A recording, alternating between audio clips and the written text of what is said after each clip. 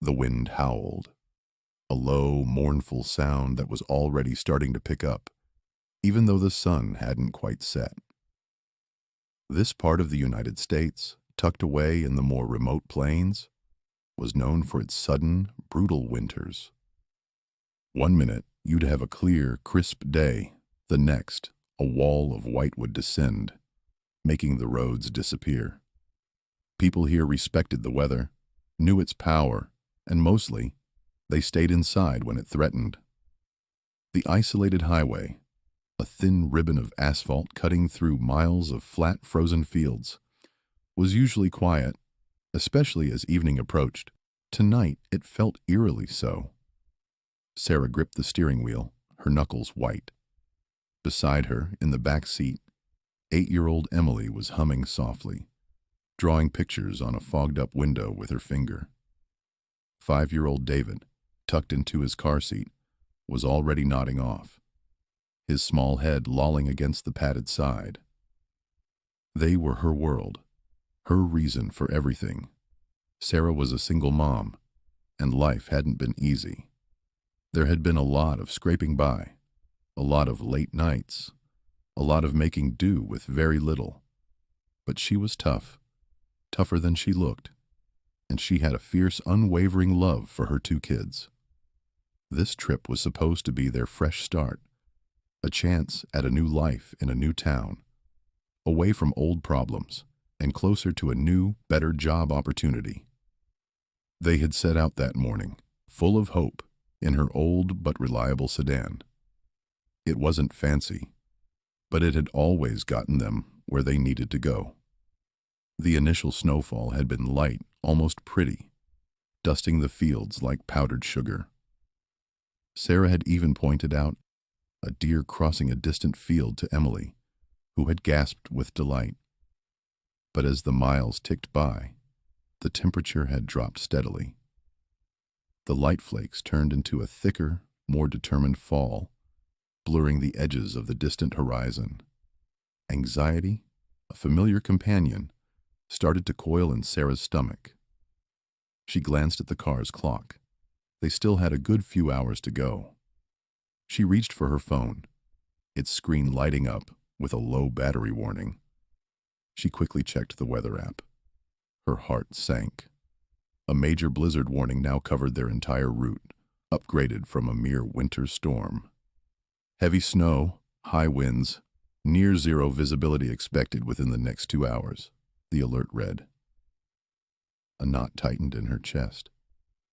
She had promised Emily and David a new beginning, a safe place. The thought of failing them, of putting them in harm's way, was a physical ache. "We'll make it," she whispered to herself, trying to sound more confident than she felt. "We have to." Just then, a small orange light flickered on the dashboard, a little engine icon. Sarah frowned. "Come on, old girl," she muttered, tapping the dash. It went off, then flickered again. The engine seemed to hesitate for a split second, a tiny cough, before settling back into its rhythm. She tried to ignore it, telling herself it was just the cold, just the car reacting to the plunging temperatures. It couldn't be anything serious. Not now. Not when they were so close. But the weather wasn't ignoring them. It hit with a sudden, savage force. One moment, they were driving through heavy snow. The next, it was like the world had disappeared. The wind screamed, rattling the car, and snow swirled so thick and fast that the headlights barely cut through it. Visibility dropped to almost nothing. The road, once clear, was rapidly becoming a thick white blanket, making it hard to see the lane markers. Sarah slowed to a crawl, her eyes straining, peering through the blizzard. Every gust of wind pushed the car sideways, and she fought the wheel, her muscles tensing. Then, with a violent sputter, the engine died. Not a gentle fade, but a sudden, shuddering stop. The car bucked, then went silent, plunging them into a terrifying quiet, broken only by the shriek of the wind and the pelting snow. Sarah tried the key again and again. The engine cranked weakly, a pathetic whirring sound, but wouldn't catch. The dashboard lights winked out. Nothing. They were stranded, in the middle of nowhere, in a full-blown blizzard. A wave of pure panic washed over her, cold and sharp. Her breath caught in her throat. She fought it down, her children. She had to protect them. She tried the key one last time, turning it until her fingers ached. Still nothing. The silence inside the car, after the engine's struggle, was deafening, the cold seeping in instantly. Through the swirling white, a faint light, a tiny pinprick, seemed to appear in the distance. Sarah blinked, her heart leaping. A house? A truck? Hope, sharp and sudden, surged through her. But as quickly as it appeared, it vanished, swallowed by the relentless whiteout. It must have been a trick of the snow, a phantom. "Mommy, I'm cold," Emily whispered from the back seat, her voice small. David stirred, whimpering. Sarah reached back, pulling the thickest blanket she had from the pile on the back seat. She wrapped it around Emily, then pulled another around David, hugging them close. "It's okay, sweethearts," she murmured, her voice shaking only slightly. "Mommy's here. We'll be warm. We'll be okay." She tried to make her voice sound calm, reassuring, but inside, a raw, primal fear was starting to take hold. She pulled her own thin coat tighter, feeling the cold already biting at her exposed skin. She had to keep them warm. She had to. They huddled together, 3 small figures against the vast, indifferent power of the storm. The wind howled on, a relentless, icy lullaby. The blizzard raged outside, a solid wall of white that pressed in on all sides, completely isolating the stranded car. Sarah looked out, but there was nothing to see beyond a few feet of swirling snow. The reality of their situation hit her hard. They were stuck. Really stuck. No cell service. She already knew that from trying earlier. No other cars had passed for hours, not even before the worst of the storm hit. They were alone. She took a deep, shaky breath, trying to push down the rising panic. She needed to think clearly. Survival. That was the only thing that mattered. She started to take stock of what they had in the car. A half-eaten bag of crackers, a few granola bars, and a couple of half-empty water bottles. Not much, but it was something. She had the blankets, thank goodness. Thick, heavy ones she'd packed just in case. And her phone, almost dead. A useless piece of plastic now. She thought about rationing, making every crumb count, every sip of water. It felt like a movie, not her life. "Mommy, why is it so dark?" Emily asked, her voice small and tight with worry. She was older, 8 years old, and she understood more than David did. Emily was starting to sense the real danger. "Are we going to be okay?" David, 5, was snuggled into her side, shivering. He just kept saying, "Cold, Mommy, cold." He trusted her completely, and that trust was a heavy weight on Sarah's shoulders. She pulled them closer, wrapping her arms around them both. "It's just a little snowstorm, sweetie," she said to Emily, trying to sound calm. "And we're safe in the car. We'll be warm soon." She started humming a little tune, a song they all knew, trying to distract them, to make it seem normal. She needed to keep them calm, keep their spirits up, even if hers felt like it was spiraling. She tried a few things, desperate for any solution. She pressed the button for the hazard lights, but nothing happened. The battery was already too weak. She thought about trying to flash the headlights, but knew it would be a wasted effort, just draining what little power might be left. The snow would just swallow the light. She looked out at the fierce whiteout. Walking for help? It was a crazy idea. She pictured trying to carry David through drifts that were probably already knee-deep, with Emily struggling behind her. It was too dangerous. They'd never make it. They had to stay put. The extreme cold started to really set in. The car was no longer holding any heat. Emily and David shivered constantly, even with the blankets wrapped tight around them. Sarah tried to rub their little hands and feet, feeling how cold they were. Her own fingers were numb, stiff. She blew on them, trying to bring some feeling back. It was a losing battle. The cold was a constant creeping presence, seeping into their bones. Then, the car battery died completely. One moment, the faint glow of the radio clock. The next, total darkness. The last bit of connection to the outside world, the last source of any intermittent heat, was gone. Sarah sucked in a sharp breath. This was it. This was really bad.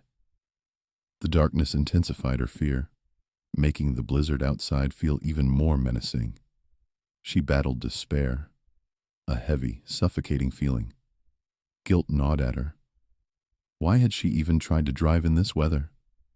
Why hadn't she listened to her gut, to the warnings? Her mind raced, picturing worst-case scenarios, but she forced herself to stop. No, she couldn't go there. She had to focus. She had to stay strong for her kids. She was their only hope. She started singing softly, lullabies from when they were babies. She told them stories, silly ones about talking animals and magical adventures. She held them as close as she could, trying to share her own body heat, trying to create an illusion of safety, a bubble of warmth and normalcy in the encroaching danger. Emily leaned into her, listening, her shivering slowing a little. David, lulled by her voice, drifted off to sleep, his breath shallow and quick. Hours passed. Or maybe it was only minutes.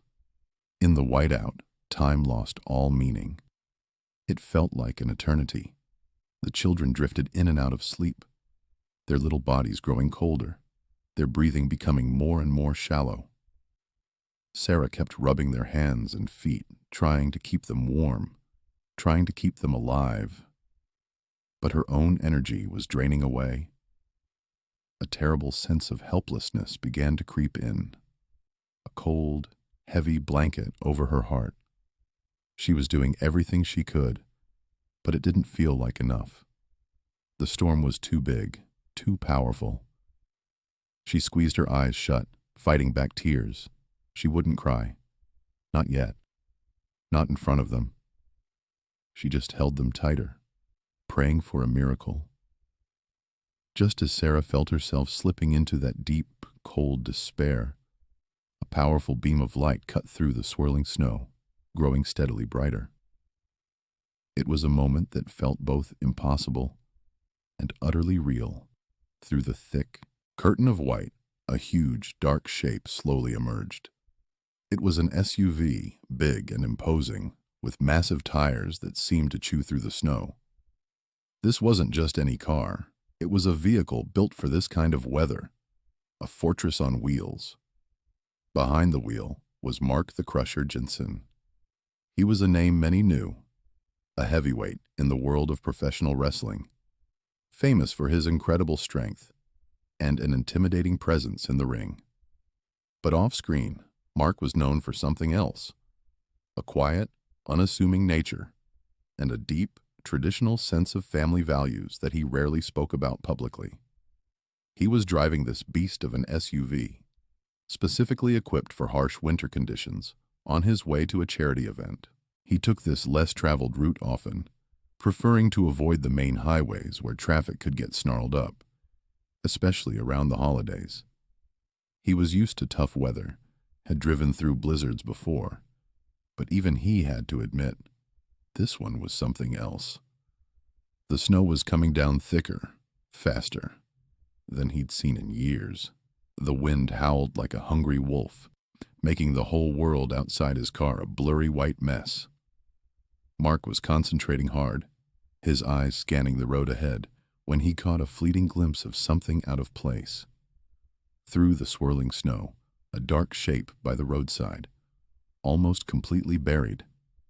It was the outline of a stranded car. His first thought was that it was probably abandoned. Happens all the time in these parts during a bad storm. People slide off the road, can't get out, and just leave their cars. But something made him slow down. A flicker of intuition, maybe. His professional instincts, honed over years of being acutely aware of his surroundings in the ring, suddenly kicked in. He noticed something was off. There was a faint movement inside, a sense of occupancy that didn't quite fit with an abandoned vehicle. He decided to investigate. It was a risky move, pulling over in these conditions, but he couldn't just drive past. His gut told him not to. He carefully eased his massive SUV to a stop, a little ahead of the buried car. The snow was so deep, he had to practically ram through a drift to get close enough. He cut his engine, and the sudden silence was deafening, broken only by the relentless roar of the wind. He grabbed a heavy-duty flashlight from the passenger seat, pulled his thick winter coat tighter, and stepped out into the biting cold. The snow immediately swirled around his knees. He walked slowly, carefully, towards the driver's side window of the stranded car. Through the frosted glass, he could make out figures. A woman huddled in the driver's seat, and two small shapes wrapped in blankets next to her. Sarah. Her desperate, fearful eyes met his through the ice and condensation.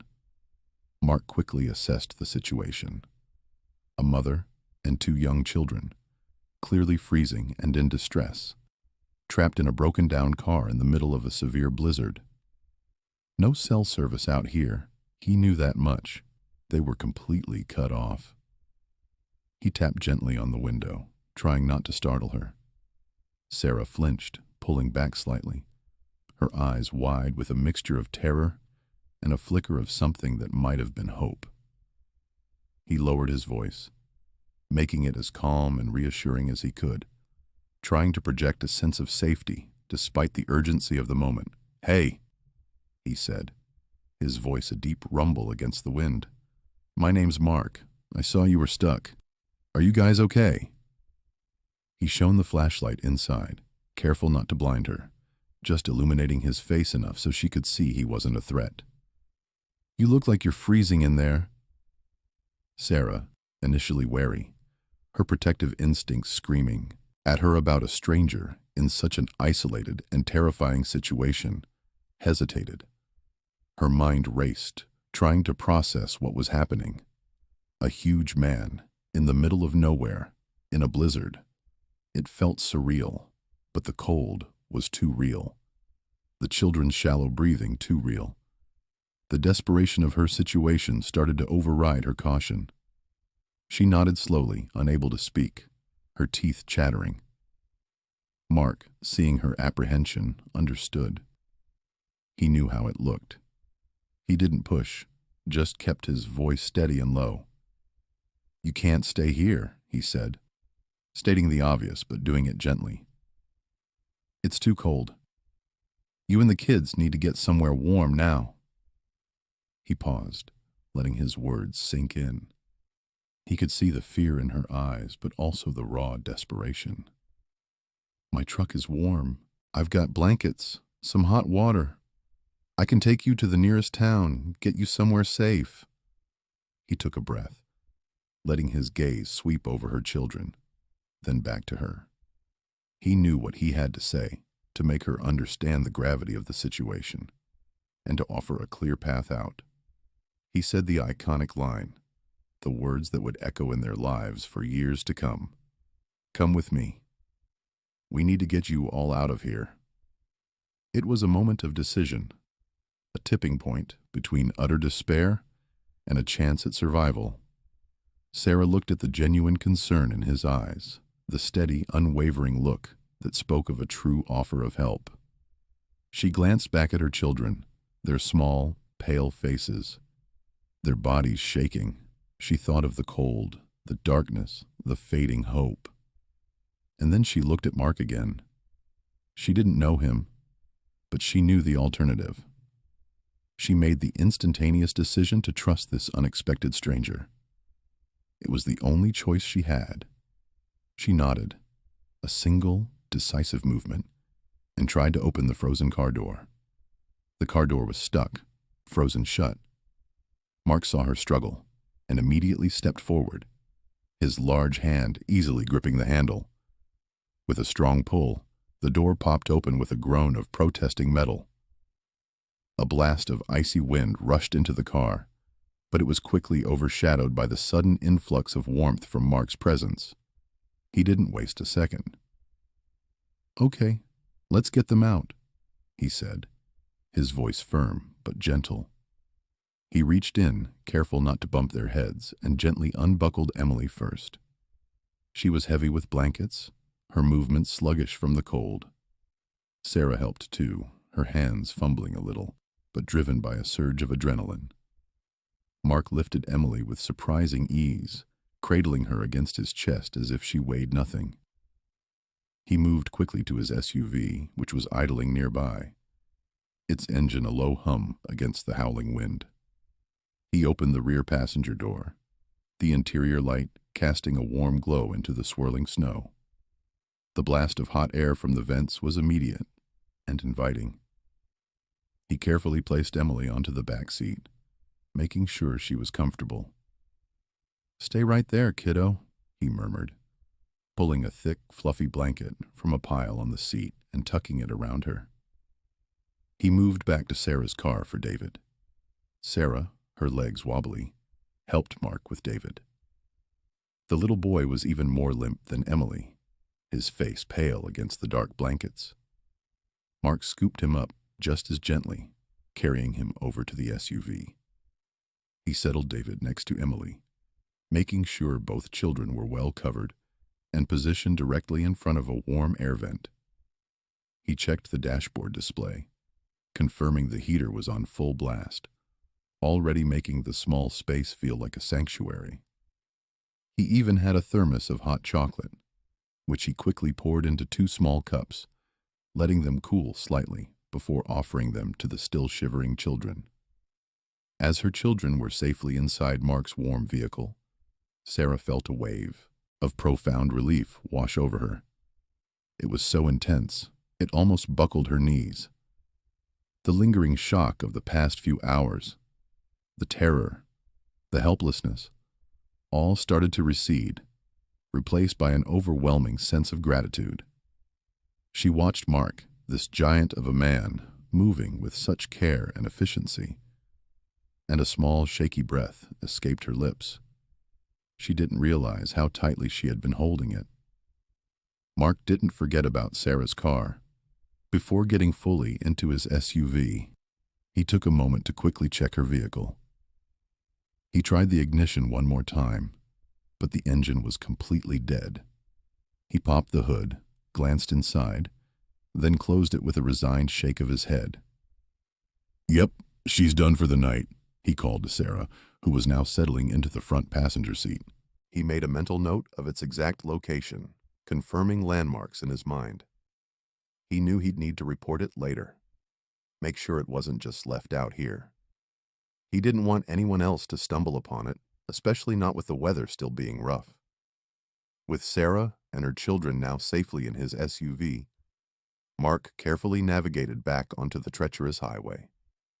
The tires crunched on the fresh snow, and the wipers worked overtime against the relentless flakes.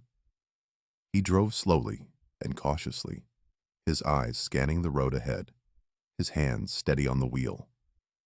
The blizzard was still raging, but inside his vehicle, it felt like a different world. The warmth was comforting, the soft hum of the engine, a lullaby. "Thank you," Sarah managed to say, her voice still a little hoarse from the cold and emotion. "Thank you so much. I don't know what we would have done."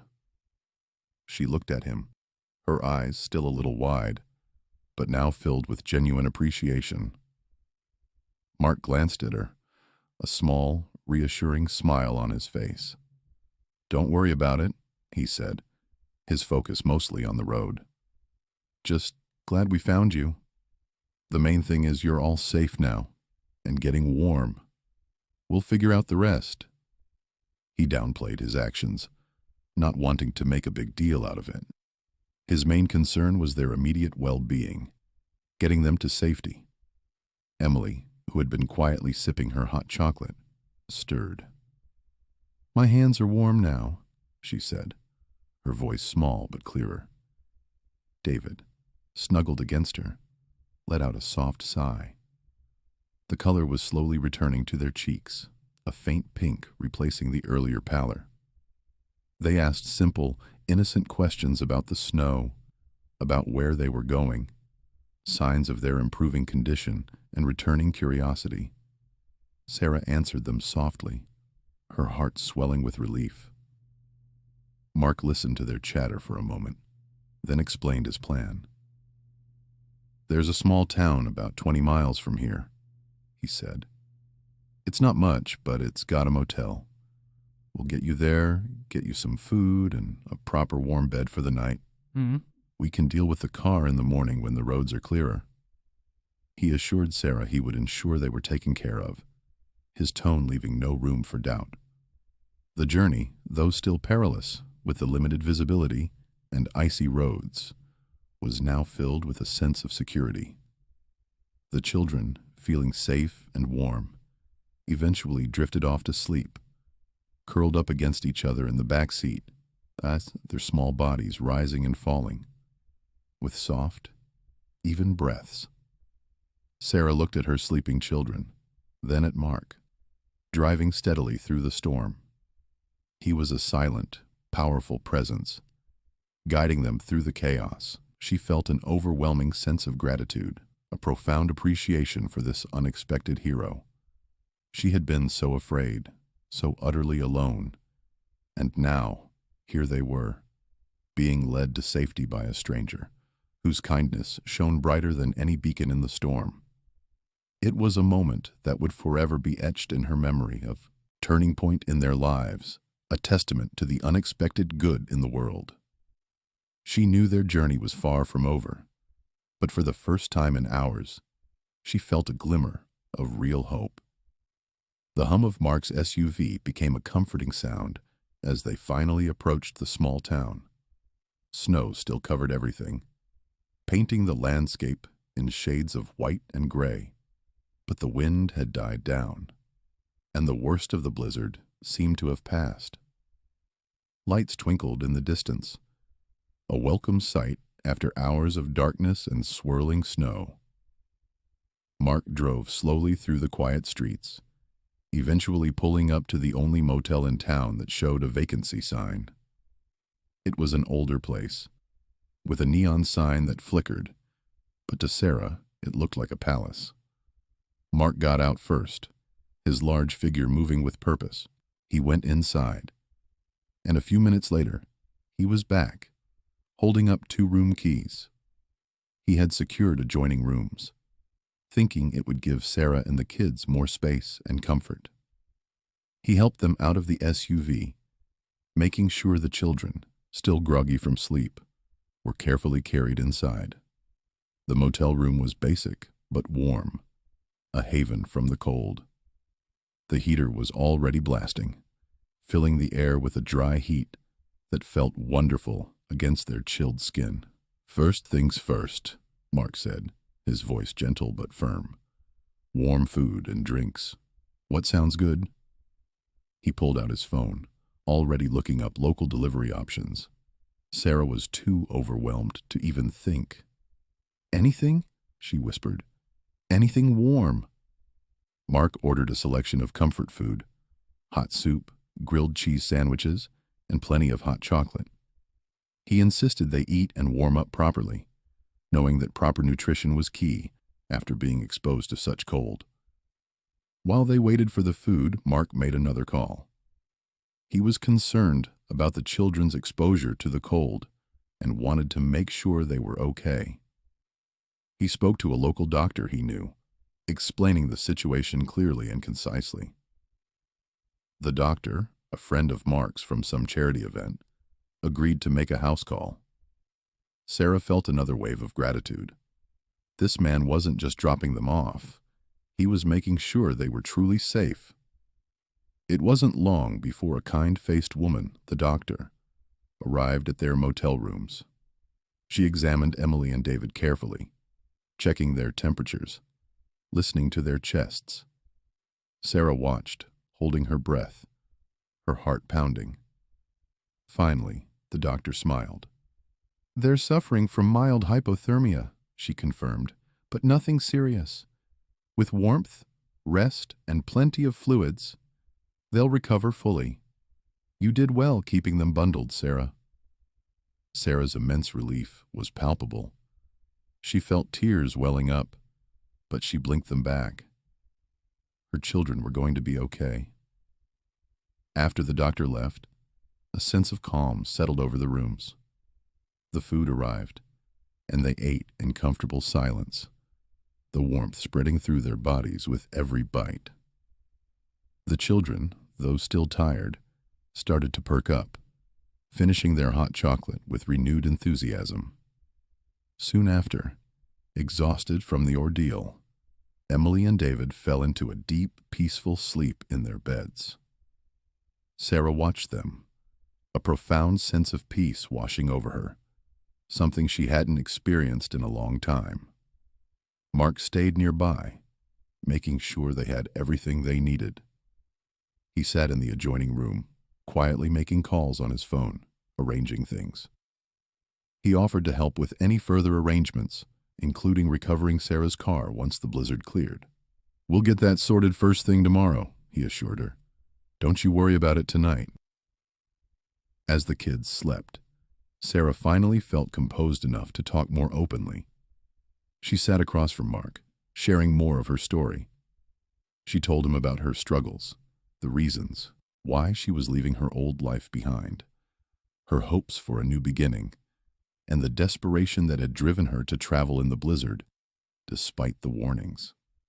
She spoke about trying to make a fresh start for her kids, about the challenges of being a single mother, and the constant worry of providing for them. Mark listened intently, his gaze steady and understanding. He didn't interrupt, just let her speak, occasionally nodding. His own past experiences, though very different from hers, had given him a deeper understanding of resilience, of fighting for what you believe in. He offered words of encouragement, practical advice about navigating new towns, and even mentioned a few resources she might find helpful. He spoke about how everyone deserved a chance, and how her determination was something to be admired. As she spoke, and as he listened, Sarah felt a profound sense of peace and safety. The immediate danger was over, and an unexpected ally had appeared. It wasn't just the physical safety he provided. It was the emotional support, the feeling that for the first time in a long time, someone truly saw her struggle and offered help without judgment. The weight she had been carrying for so long, the fear and the loneliness, slowly began to lift. She knew their journey wasn't truly over, but she also knew that with people like Mark in the world, anything was possible.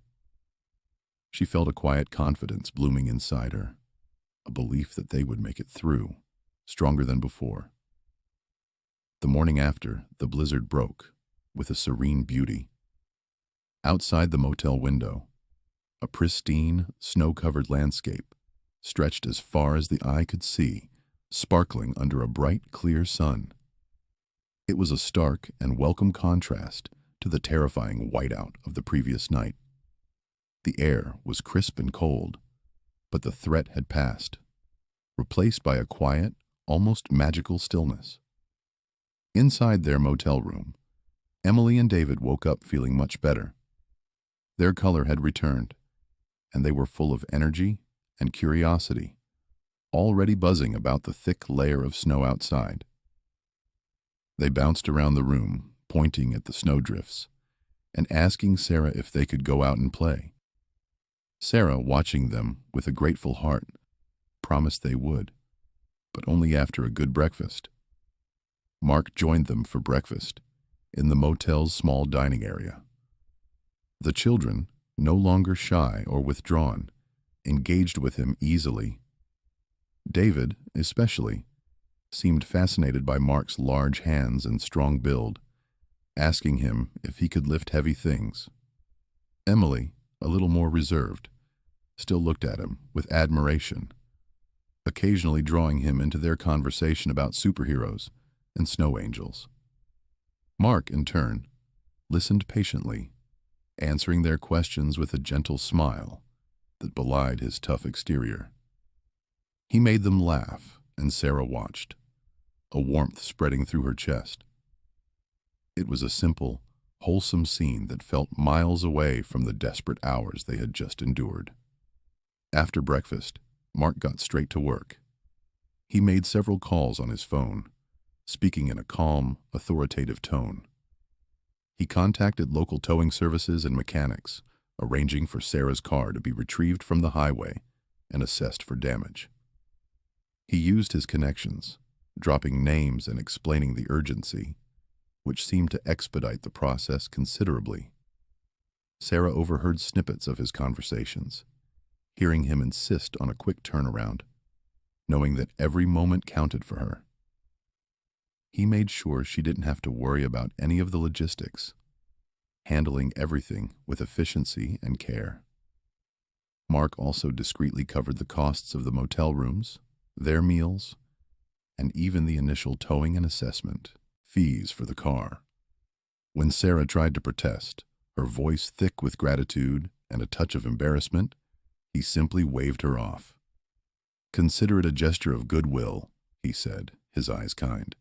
"Just focus on getting you and the kids back on your feet. We'll sort out the rest." Sarah, initially hesitant to accept such generosity, eventually did, her immense gratitude outweighing her pride. She knew she would find a way to pay him back, even if it was just by paying it forward someday. As the morning progressed, they talked more about Sarah's future. She reaffirmed her determination to reach her destination and start her new life. The ordeal had only strengthened her resolve, reminding her what she was fighting for. Mark listened, then offered practical advice, drawing from his own experiences traveling and dealing with various people. He even suggested potential contacts in her new town, people he knew through his charity work, who might be able to offer guidance or support. He spoke about the importance of building a network, of not being afraid to ask for help when it's needed. The children, meanwhile, had clearly grown fond of Mark. Emily drew him a picture of a superhero with big muscles and a kind face, labeling it Mr. Mark. David, less artistically inclined, shared his favorite toy car with him, explaining in great detail how it worked. These small, heartwarming gestures forged a connection that went beyond the circumstances of their meeting. Mark, despite his fame and busy schedule, took the time to truly connect with them, making them feel seen and valued. As the afternoon approached, Mark explained that he needed to continue his journey to the charity event. He had already delayed as much as he could, and people were counting on him. He reassured Sarah that he would stay in touch, promising to follow up on her car situation and make sure everything was resolved. He gave her his personal number, telling her to call him for anything, anytime. Sarah and her children walked him to his SUV, their hearts full. "Thank you, Mark," Sarah said, her voice a little shaky. "You saved us. We'll never forget what you did." Emily and David echoed her sentiments, hugging his legs tightly. Mark knelt down, giving each child a hug and a word of encouragement. "You kids be good for your mom," he said. "And Sarah, you're one of the toughest women I know. You got this." With a final wave, Mark got into his SUV and drove away, disappearing down the snowy road. Sarah watched until his vehicle was out of sight. She then turned to her children, a new light in her eyes. She reflected on the ordeal, recognizing it as a pivotal moment in their lives. The kindness of a stranger had not only saved them from the blizzard's grip, but had also restored her faith in humanity. It showed her that even in the darkest of times, there are people who will step up, people who care. She felt a profound shift within herself, a quiet strength she hadn't known she possessed. The fear of the blizzard had been replaced by a fierce hope, a renewed determination to build a beautiful life for her children. The repairs to Sarah's car were finished faster than she ever imagined, a testament to Mark's influence and the urgency he conveyed to the local mechanic. It was still the same old car, but now it hummed with a renewed efficiency, ready for the rest of their journey. Emily and David, though excited to be back on the road, spent the first few hours talking fondly about Mr. Mark, recounting his jokes and mimicking his impressive size. Sarah smiled, listening to their chatter, knowing that his kindness had left a lasting impression on them. It wasn't just a rescue. It was an experience that had broadened their world, showing them the good that existed even in tough situations. Finally, after another day of driving, they reached their new home. It was a small, two-bedroom apartment in a quiet neighborhood, exactly what she had saved for. The sense of accomplishment and relief that washed over Sarah was immense. Unlocking the door to their empty apartment felt like opening the first page of a new book. Boxes were everywhere, a jumble of their past waiting to be unpacked and rearranged into a new future. The initial days were a blur of activity, finding the local grocery store, navigating the labyrinth of utility hookups, and most importantly, enrolling Emily and David in their new school. Sarah's resilience, honed by years of overcoming obstacles, shone brightly during this period. She was tired, but she was also energized by the promise of stability. Slowly, steadily, Sarah began to integrate into her new community. She found a local church that offered a welcoming atmosphere and a parent support group. She joined a small community garden project, meeting other mothers and exchanging stories and tips. It wasn't long before she started her new job at a local accounting firm. It wasn't glamorous, but it offered steady pay, good benefits, and a sense of purpose that she had desperately sought. The routines, once chaotic, began to settle into a comfortable rhythm. Emily and David, as adaptable as children often are, adjusted surprisingly well. Emily, with her natural curiosity, quickly made friends in her third-grade class, eager to explore the school library and join the after-school art club. David, though a little shyer at first, soon found his place in kindergarten, his infectious giggle echoing through the playground. Their new environment, stable and predictable, allowed them to thrive, their small victories filling Sarah with immeasurable pride. She saw their smiles, their new friendships, and knew that every struggle had been worth it. Mark, true to his word, didn't disappear after the blizzard. He periodically checked in with Sarah, usually with a quick text or a phone call, asking how they were settling in. Their connection, forged in crisis, evolved into a genuine friendship. It was built on a foundation of shared experience and mutual respect, a quiet understanding that transcended the initial dramatic encounter. He offered advice when she asked, celebrated their small successes, and was always just a phone call away. His continued presence, even from a distance, was a comforting reminder that they weren't alone. Sarah herself underwent a noticeable transformation. While life continued to present its usual challenges, she was no longer defined by the fear that had once shadowed her.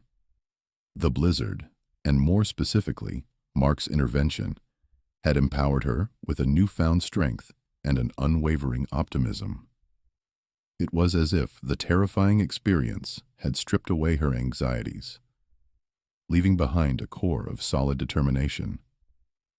She learned to trust herself more, to believe in her ability to navigate whatever came her way. Inspired by Mark's selfless act, Sarah began to pay it forward in her own small ways. She volunteered at the local food bank, helped organize a clothing drive for families in need, and offered a listening ear to single mothers at her children's school. She understood that kindness didn't have to be a grand gesture.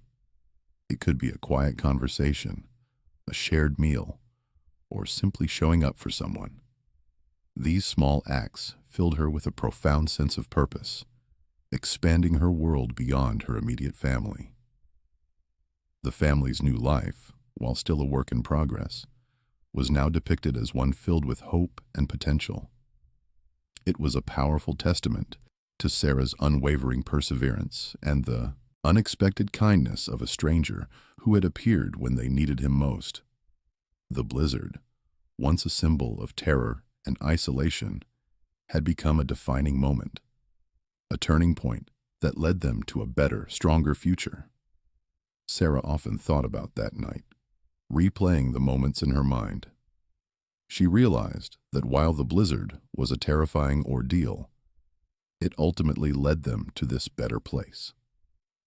It was a place forged by an act of profound compassion, a reminder that even in the face of overwhelming adversity, human connection and goodness could light the way. It was a quiet strength she carried now, knowing that she had faced the storm and, with a little help, had emerged stronger on the other side.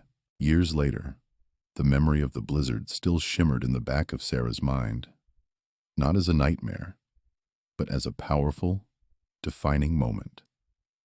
Emily and David, now vibrant teenagers, carried no lingering shadows from that night. Instead, they were living proof of resilience, their laughter echoing through the house, their dreams taking shape with each passing year. Emily, with her sharp wit and artistic flair, was already looking at college scholarships for graphic design.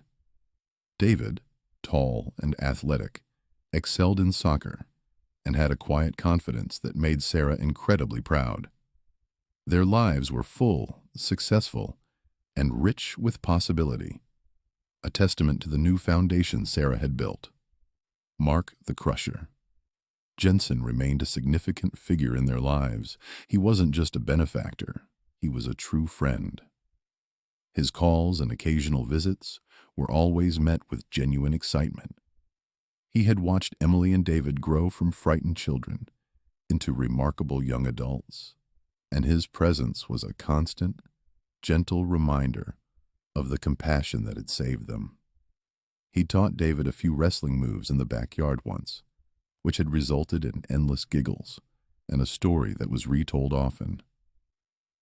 Emily had even designed a new logo for one of his charity events, a vibrant, modern take on his wrestling persona, which he proudly used. Their connection was a quiet, enduring thread woven through the fabric of their everyday lives. Sarah, now in a secure and respected position at a local nonprofit that supported families in crisis, actively sought out ways to pay forward the kindness she had received. Her work wasn't just a job, it was a calling. She organized workshops for single mothers on financial literacy, set up mentorship programs for at-risk youth, and spearheaded campaigns to ensure no family in their community went without basic necessities during harsh winters. Every act of generosity, every helping hand she extended, was directly inspired by Mark's selfless intervention that cold, terrifying night. She knew, firsthand, the transformative power of a single act of compassion, and she was determined to be that light for someone else. Emily and David, now old enough to fully grasp the gravity of what had happened, often brought up the story of Mr. Mark and the blizzard. They spoke of it not with fear, but with a deep sense of gratitude. They understood the immense courage their mother had shown, protecting them in the face of such overwhelming odds.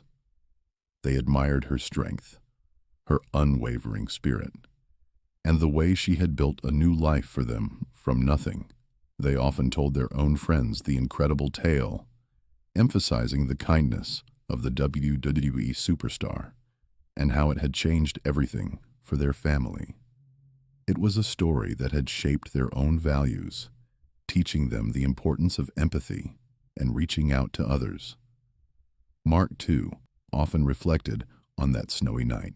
He had faced countless opponents in the ring, but none had felt as consequential as the blizzard. He considered the rescue of Sarah and her children one of the most meaningful moments of his life, far more impactful than any championship belt or roaring crowd. It was a stark reminder that true strength lay not just in physical power, but in compassion, in the willingness to serve others, and in stepping up when someone else was at their lowest point. It had given his celebrity a deeper purpose, pushing him to do more, to give more, to be more than just the crusher. The ripple effect of that single act of kindness was undeniable. Sarah's nonprofit had grown, touching hundreds of lives. Emily and David, through their mother's example and Mark's influence, had become compassionate, community-minded individuals themselves. One particularly cold winter evening, Sarah and her now-adult children were driving home when they spotted a car pulled over on the side of a deserted road, steam billowing from under the hood. A young mother, bundled in a thin coat, was trying to soothe a crying infant, while an older child shivered beside her. Without a word, Sarah pulled over. Emily immediately grabbed the extra blankets from the trunk, and David, with a calm confidence reminiscent of Mark, approached the stranded family. "Come with us," he said, his voice steady and kind. "We have room. We can help." It was a full-circle moment, a powerful echo of the past, proving that compassion, once ignited, could burn brightly through generations. The story concluded by emphasizing the profound and lasting impact of human connection, the unexpected heroes who appear in our darkest hours, and the enduring power of empathy. It was a testament to hope, resilience, and the quiet strength of a mother, forever grateful for the kindness of a stranger, who had, in turn, become a beacon of hope for countless others. The world, though often cold and unforgiving, was made warmer, one act of compassion at a time.